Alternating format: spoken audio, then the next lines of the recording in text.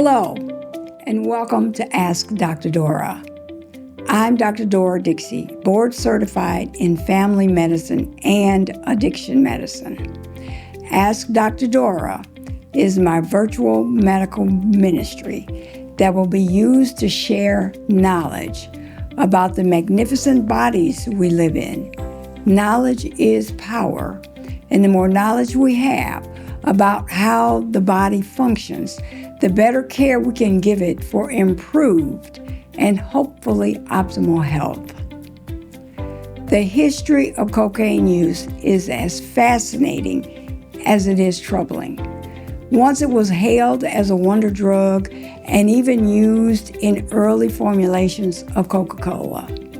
Cocaine's journey from a medicinal wonder, when in the late 19th century, Sigmund Freud sang its praises, claiming it cured his depression and indigestion. When officials and the medical profession realized that cocaine was not so innocent, laws changed on the importation and distribution of it. History has proven that anything that is prohibited, a certain subset of people will want it all the more. It's like the saying, stolen cherries are so much sweeter. There was a rise in recreational use, and after it became illegal, criminal entrepreneurs rose to supply the demand. The use of cocaine became an epidemic. Cocaine is known as a party drug, but it leads to behavior that is anything but social. It may start out as fun, but like all illicit drugs, it always ends up taking more than it gives. Eventually, the user can't appreciate any of life's joys. A study by the University of Zurich in Switzerland found that long-term use of the drug leads to antisocial behavior, a lack of empathy, and difficulty judging the emotional states of others. Cocaine may start out as fun, but like all illicit drugs, it always ends up taking more than it gives. Eventually, the user can't appreciate any of life's joys. The only relationship left is the one with cocaine. Cocaine use can cause serious health conditions like having a stroke, having a heart attack, and kidney failure. The psychological and mental effects initially are wonderful, with feelings of excitement, increased wakefulness and alertness, enhanced self-esteem where you just feel good about yourself, feeling thrilled, and an increased sex drive. There's a decrease in appetite. With the chronic high-dose use, the party turns into paranoia or unexplained fear and confusion, nervousness, unexplained worry, irritability and feeling fidgety, poor sleep or you just can't fall asleep at all, trouble controlling movements that can look like dancing. This is called a movement disorder that's caused by cocaine, and it actually looks like the person has another disease that I want you to look up that's called Huntington's chorea, where these dance-like movements, and you may see people walking down the street with their hands waving and flapping. Chances are you're looking at an overdose of cocaine, and they have a cocaine-induced movement disorder. I said earlier that cocaine decreases the appetite, and there is a joke on the streets in some communities when they see people that are really underweight from cocaine use. They will tease them and say, "Oh, you must be on that Jenny Crack diet." High doses of cocaine and frequent use can also cause what's sometimes known as cocaine psychosis. This involves paranoia, hallucinations, and visual thoughts or behavior that might be out of character. Years ago, I had a patient, and she got an inheritance from her grandmother. and she was a cocaine user. She actually was a cocaine injector.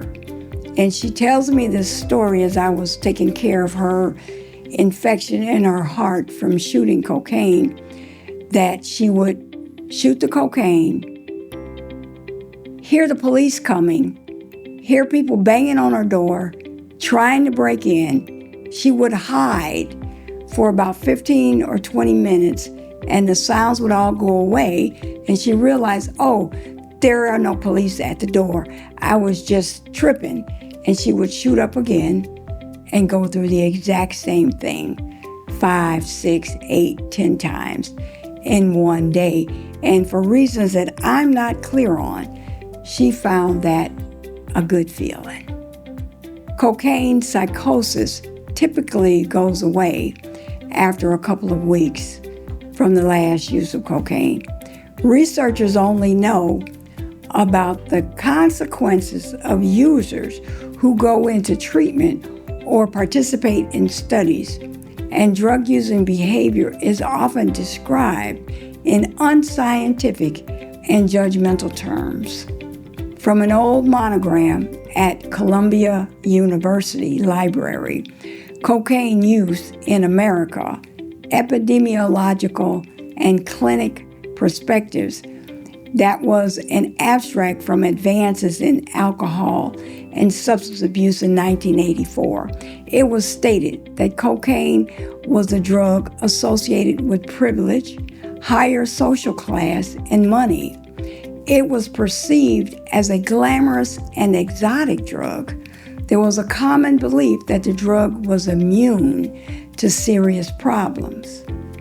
We now know that even the mighty fall. Cocaine's effects on social behavior and relationships are like a double-edged sword. It might make you feel like you're the life of the party at first, but long-term use can leave you socially isolated and struggling. Changes in social circles are common among cocaine users. An increased likelihood of engaging in risky sexual behavior is another concern, potentially leading to unprotected sex or sexual encounters with strangers. Cocaine can lower inhibitions and impair judgment. It's like the drug whispers bad ideas into users' ears, encourage them to take risks they might not otherwise do. I had another patient years ago, young man. He came into treatment, and I always asked, well, what brought you into treatment? He said, Doc, I was downtown, standing in front of the Chase Bank, trying to figure out how I was going to rob this bank so I could get some money to buy me some more cocaine. And I didn't even have a gun. That's when I knew it was time for me to go into treatment. Financial problems can compound the emotional stress of addiction, leading to breakdowns in trust and communication within relationships. These negative effects of cocaine addiction or substance use disorder directly impact your ability to socially interact in a healthy manner and routinely drive family and friends out of your life. The negative effects of cocaine on society are significant. They can be seen in the user's families, communities, and workplaces. Domestic violence and random acts of violence are often fueled by cocaine or crack cocaine use. All states have child protection divisions who investigate child maltreatment and sometimes remove children from their home.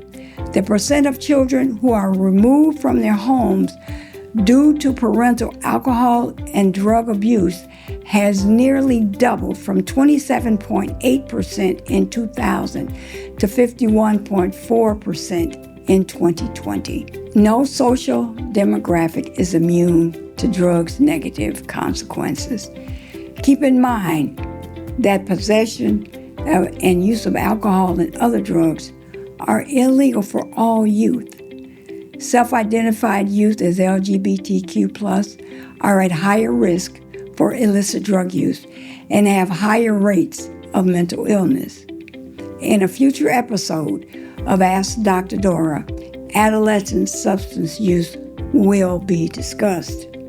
Help can be found by calling the National Helpline, 1-800-622-4357. Type in your computer search engine, find treatment.gov.